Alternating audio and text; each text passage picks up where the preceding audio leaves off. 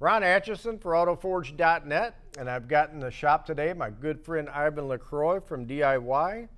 And Yvan is going to go through the new DIY polishers. Yes, Ron. So we have two polishers. Like the rest of the DIY line, we like to keep it simple. We don't like to have too many things. And we have a 25 millimeter DA and our rotary. Whoa, wait, hold the horses. What, 25 Yes, millimeter? 25.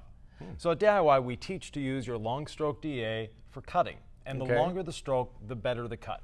All right. But we found that 25 was a nice balance between getting the optimal cut that we wanted, but at the same time still being able to finish. So if you only have one tool, it's a great tool to have. All right.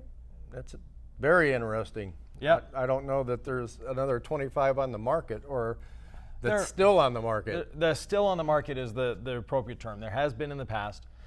Engineering has evolved. The material build quality has evolved as well. Yes, these are assembled in China, but they're built to our specifications. Therefore, we have Japanese NTN bearings throughout.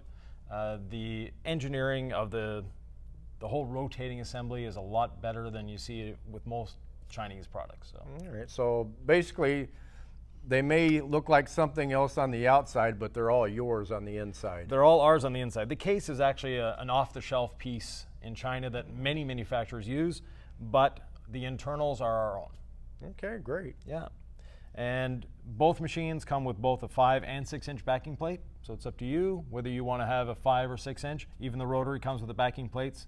Standard 5/8 thread on the rotary, so you can use, you can go down to a 1 inch if you want, or up to a 9 inch. From there, speeds, we have 600 to 2500 RPM, so low enough to polish and jewel and finish, but high enough to spin the excess moisture out of your pad when you're using a pad cleaner. All right.